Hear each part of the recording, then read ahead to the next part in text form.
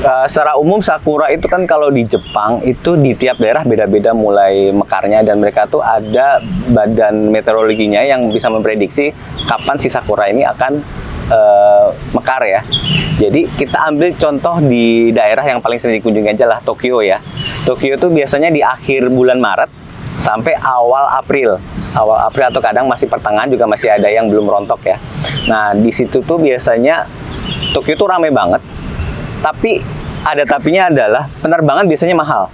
Penerbangan mahal, penginapan rame, mahal juga karena demand-nya lagi tinggi kan.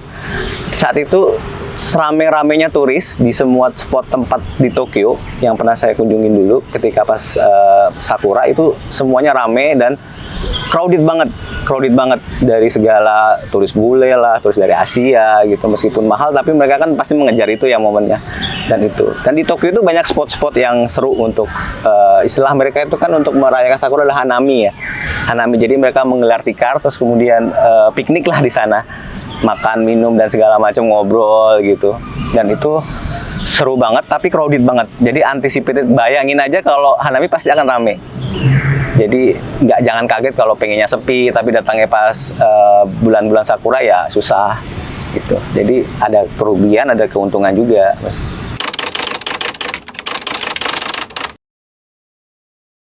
Nah, kalau udah sakuranya di minggu yang mekarnya hampir semua mekar, sebenarnya semua tempat itu sudah bagus banget. Bahkan di pinggir jalan, duduk ada kursi di daerah perkotaan itu juga kalau untuk foto udah bagus banget.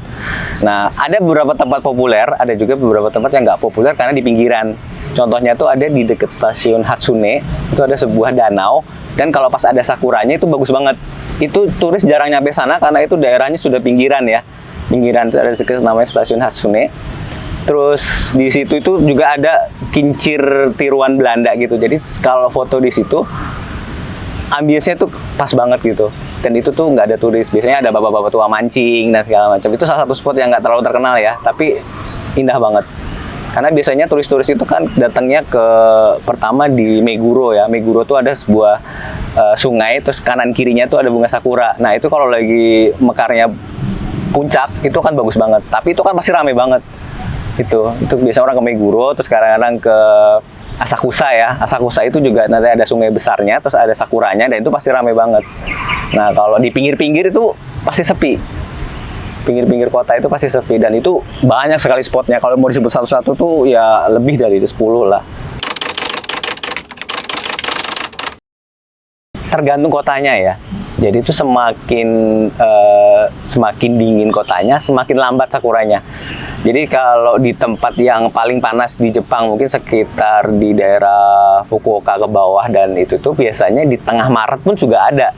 Mungkin tanggal 15-16 tuh udah mulai ada. Tokyo belum ada kan.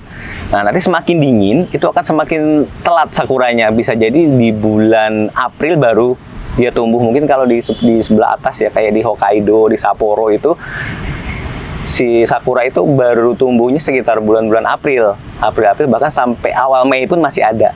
Jadi sebenarnya tentatif kalau kamu mau ke Tokyo ya sesuai ini, dan mereka tuh bisa dicek di badan meteorologinya kapan aja sakura di kota apa, tanggal berapa dan apa. Nah kalau untuk persiapan, pertama ya siapin budget ya, karena tiketnya biasanya lebih mahal terutama di 2 minggu. Jadi minggu terakhir Maret sama minggu awalnya dari April kan. Nah selain dari minggu itu tuh sebenarnya udah lumayan turun. Jadi kalau mau ngejar sakura bisa jadi nggak harus di Tokyo. Kejar di kota-kota lain dengan harga tiket yang udah turun. Dan itu sama-sama indahnya. Seperti itu tipsnya. Terus kedua ya, kalau mau gelar tiker ya sebenarnya sudah ada ya kalau untuk travel ya, tiker-tiker yang bisa dilipat jadi kecil ya untuk dibawa masuk ke koper itu sudah banyak. Kalau mau bawa aja karena akan seru juga. Terutama kalau kita rame-rame ya, berempat gitu, kalau backpackeran atau berapa, itu juga seru. Sebenarnya sendiri juga nggak masalah kalau di Jepang itu. Nggak akan ada kita terasa aneh makan sendiri atau apa. Di Jepang tuh serunya salah satunya itu. Jadi kenapa saya pengen balik-balik lagi, karena tidak ada masyarakat yang memandang kita aneh dan segala macam. Jadi bawa tikar oke. Terus sakura itu kan sebenarnya cuacanya udah lumayan bersahabat ya, jadi nggak terlalu panas juga nggak terlalu dingin, sekitar 15 derajat sampai 20 lah. Jadi sebenarnya nggak harus pakai jaket-jaket yang tebel, terus jaket tipis aja cukup, dan masih bersahabat banget anginnya juga. Tips-tips umum secara khusus sih nggak ada ya, karena tinggal nikmatin aja. Budget mungkin yang harus lebih, karena penerbangan juga lebih mahal dan hotel juga rebutan.